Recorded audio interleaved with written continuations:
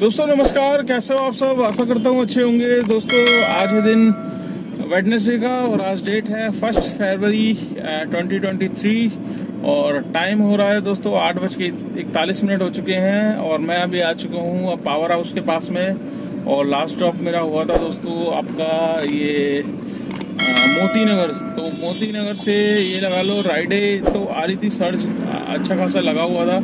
और वही है कि जाना है द्वारका, तो लोकेशन द्वारका की लगी हुई है, दे रहा है गुड़गांव, ठीक है। और उसके बाद लाजपत नगर की दे रहा है। मतलब उल्टी उल्टी राइड, मतलब घर जाने ही नहीं देना चाहता कि मतलब कोई अब भाई सुबह का काम कर रहा है तो शाम के टाइम वो सोचता है कि भाई घर की लोकेशन लगा दी जाए।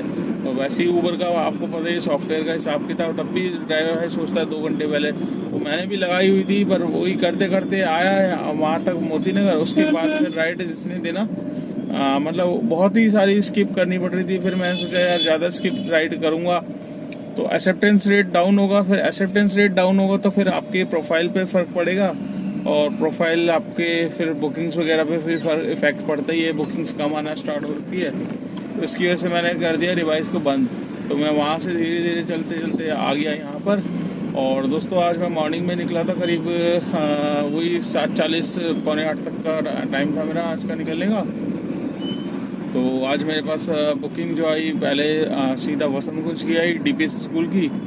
तो वसंत कुंज जाते वक्त मैंने सुबह ही मतलब सीएनजी आपका ये जो मधु विहार की रेड लाइट वाला है वहीं से डलवा ली थी सुबह सीएनजी। तो सुबह डलवाई थी 509 रुपये की सीएनजी मैंने। तो वहाँ से वसंत कुंज गया, वसंत कुंज से फिर मेरे पास सीधा महिपालपुर मतलब नांगल देवात से आ गई थी।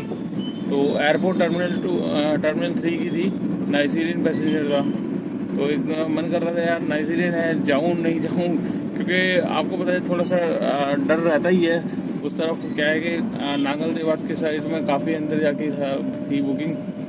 तो मैं 5-6 मिनट तक खड़ा रहा, तब फिर वो आया। फिर उसके बाद उसको टर्मिनल 3 छोड़ा। टर्मिनल 3 पे दोस्तों इतना आज मतलब क्राउड था, पता नहीं क्या किस चीज़ का क्राउड था, फ्लाइट ज़्यादा थी ये क्या है, ये पूरा का पूरा पैक पड़ा हुआ था। नीचे से ऊपर चढ़ने तक में मतलब टाइम लग गया था 5 से 6 मिनट। तो वहाँ पर उनको छोड़ा, वहाँ से फिर एक तो एयरपोर्ट जाने में प्रॉब्लम बस वही होती है कि एयरपोर्ट से सीधा हमें महिपालपुर जाना पड़ता है और महिपालपुर जाने का रास्ता पूरा बंद कर रखा है। वहाँ से एरो सिटी से घूम के फिर जाओ, फिर टाइम लगता है और फिर वहाँ पहुँचो तो वहाँ से फिर दोबारा एयरपोर्ट की बुकिंग होती है। तो मैं वापस महिपालपुर पहुँचा। महिपालपुर से फिर मेरे पास खैर एयरपोर्ट की तो नहीं बची थी, मेरे पास जो बुकिंग आई थी आपका, तो वहाँ से बुकिंग मेरे पास आ गई थी ओखला की, ओखला फेज़ 3 की। ओखला फेज़ 3 छोड़ने के बाद मैंने कैलाश हिल्स से आ गई थी बुकिंग आपका ओखला वाली साइड से। वहाँ से बुकिंग आई थी आर.के. पुरम खन्ना स्टेडियम है, तो उनको वहाँ पे ड्रॉप किया। ड्रॉप करते ही फिर मेरे पास आ गई थी आपका इधर प्रगति विहार की CGO कॉम्प्लेक्स के पास में। तो जस्ट वहीं पे रेड लाइट के पास में मैंने ड्रॉप किया। वहाँ से मैं सोचा था, एक मन कर रहा था निजामुद्दीन चले जाऊँ, एक मन कर रहा है लाजपत नगर चला जाऊँ, तो कहीं नहीं गया। वहाँ से मैं पहुँच गया साउथ एक्स से मेरे पास सीधा बुकिंग आई गुड़गांव की। तो गुड़गांव उद्योग विहार मैंने छोड़ा, उद्योग विहार से फिर मैं आ गया था अपना अड्डे पे ही, वही यू ब्लॉक।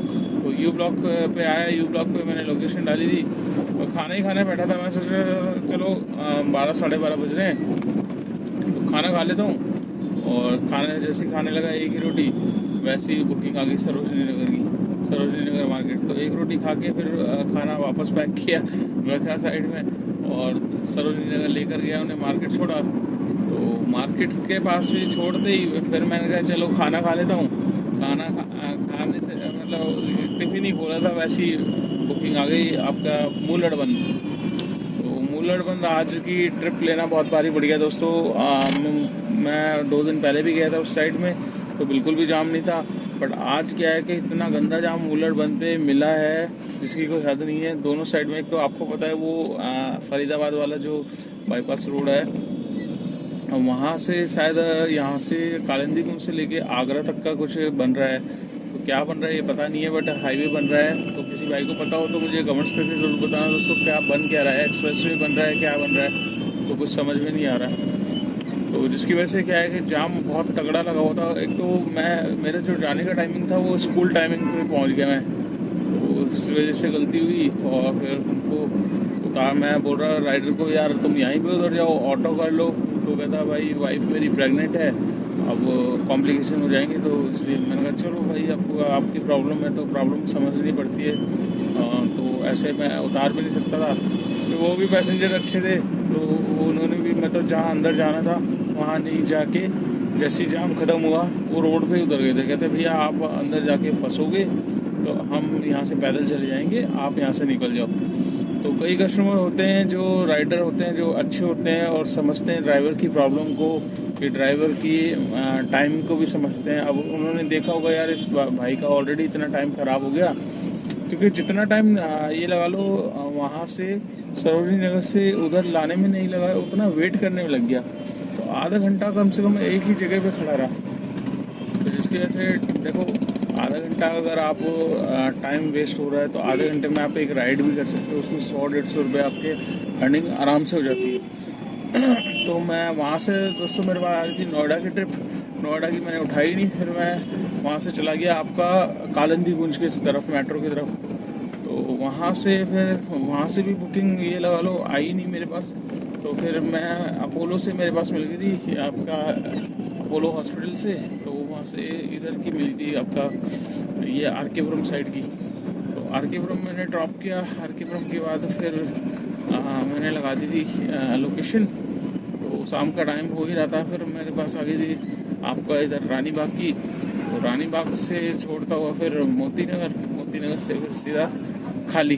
तो ये दोस्तों वो होता है, मतलब जब आप चाहो ट्रिप्स एक तो लंबी आ नहीं रही है, दिल्ली में घुमाया जा रहा है। हाँ, तो इसीलिए छोटी ट्रिपें करके आज आया हूँ। तो दोस्तों ये तो डेली का रूटीन है हमारा, और कहाँ जाते हैं आप भी सोच रहे होंगे महेश भाई डेली अपने ब्लॉग में ये सब चीजें बताते हैं कि कहाँ पहुंचे। तो अपना एक्सपीरियंस शेयर करता हूँ कहाँ गया। नए भाइयों के लिए थोड़ा सा नॉलेजेबल हो जाता है कि किस लोकेशन पे जाना चाहिए, किस लोकेशन पे, जैसे कि मैंने कल का ब्लॉग में बताया था कि कौन सी लोकेशन पे बेस्ट है जाना, बेटर रहता है या नहीं रहता। तो दोस्तों आज हम बात करेंगे एक और ड्राइवर भाई के बारे में, और एक भाई का कमेंट्स आया था।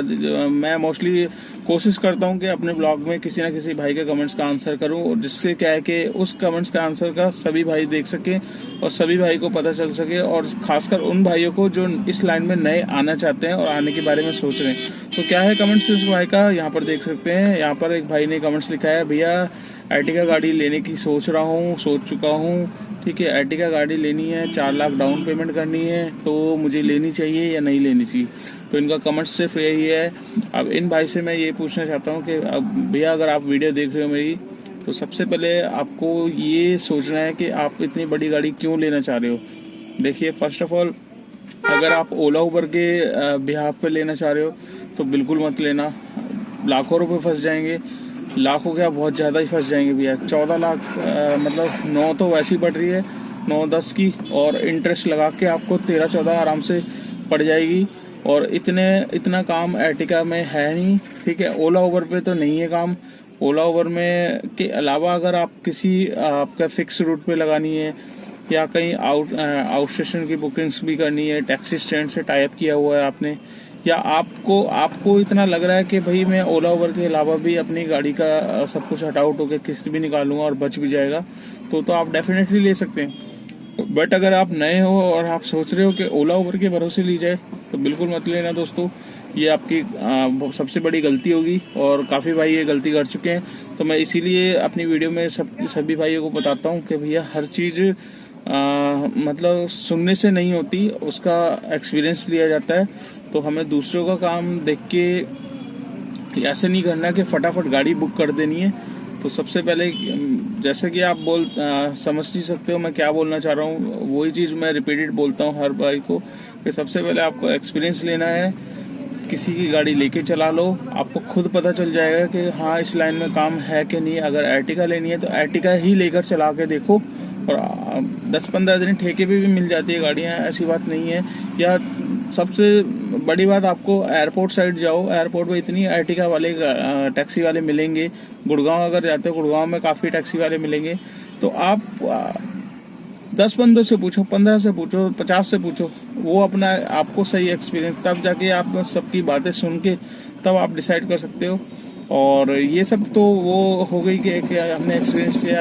और सबसे बड़ी बात होती है कि खुद चला के देखना। अगर आप खुद किसी की हफ्ते भर भी चला के देख लोगे तो आपको पता चल जाएगा कि आप कितने कैपेबल हो, कितना आप कर सकते हो काम।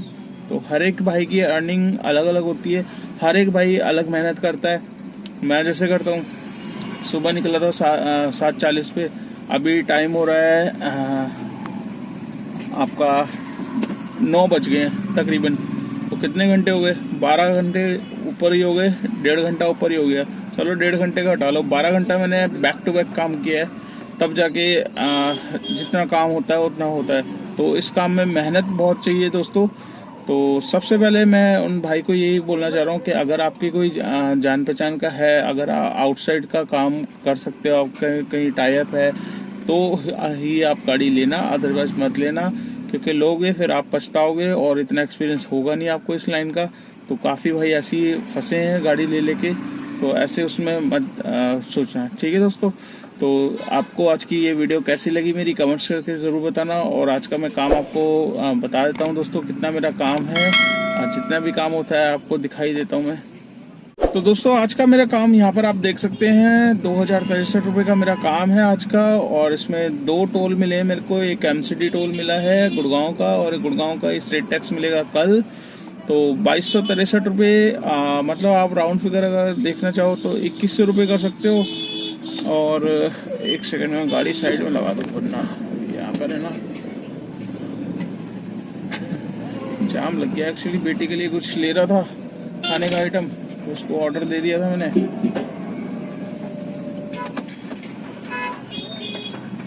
तो दोस्तों 2063 रुपये का काम है, 2100 रुपये हम मान के चल सकते हैं। 20, 30, 40 रुपये एक्स्ट्रा आ ही जाते हैं। तो 2100 और प्लस 200 रुपये का टोल है, तो टोल लगा के हो गए 2300 रुपये। तो टोल को हम साइड में कर देते हैं बच्चे 2100 रुपये। 2100 रुपये में जो मेरी CNG लगी थी वो 509 रुपये की थी, और उसमें पैलेस की भी थी, तो 750 की फुल होती है, जिसमें से मेरे पास 2 पॉइंट पड़े हुए हैं अभी। तो अभी रेड पे ही आ जाएगी, तो तकरीबन 600 रुपये की मेरी CNG आज भी लग चुकी है। तो 2100 रुपये में से 600 रुपये हम माइनस कर लेंगे, बचेंगे 1500 रुपये। 1500 रुपये में से आप 200 रुपये गाड़ी की मेंटेनेंस, फिटनेस, परमिट, इंश्योरेंस, गाड़ी के टायर खिंचने हैं, ये सारे के सारा खर्चा मैं 200 रुपये में काउंट करता हूँ। तो 1500 में से 200 रुपये भी निकाल लेंगे। तो आज की नेट इनकम दोस्तों वही निकल के आ रही है जैसे कल आई थी 1300 रुपये की, कल की भी 1300 की थी, आज की भी 1300 की है। तो आज की नेट इनकम इतनी है, और इस नेट इनकम में मेरे को किसी को कुछ नहीं देना। हाँ, अगर आपकी नई गाड़ी है तो उसमें आपको EMI भी निकालनी पड़ेगी, उसके बाद ही आपकी अर्निंग आएगी।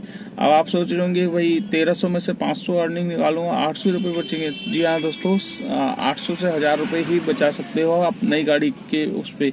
बाकी सारी चीजें आपके ऊपर है, मेहनत जितनी आप करोगे उतनी आप अर्निंग कर सकते हो। आप 12 घंटे से 14 घंटे करोगे तो 2 घंटे में 700-800 का काम और हो सकता है। तो जहां 800 बच रहे हैं वहां पर 1500 बचेंगे। तो सारी की सारी चीजें सबकी मेहनत के ऊपर है, सब अपनी मेहनत का लेके जाते हैं। मैंने आज मेहनत करी, मैंने इतने का लेकर जा रहा हूँ, आप करोगे तो आप उतने का लेकर जाओगे।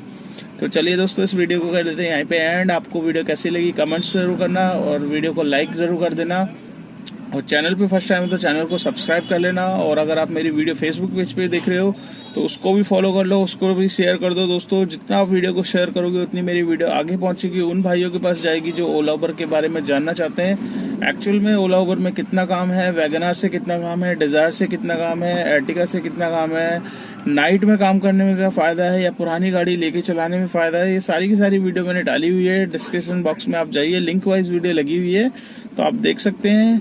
तो चलिए दोस्तों, इस ब्लॉग को कर लेते हैं यहीं पे एंड, और मिलते हैं कल नेक्स्ट डे नेक्स्ट ट्रेनिंग में। तब तक के लिए बाय बाय, अपना ख्याल रखिएगा।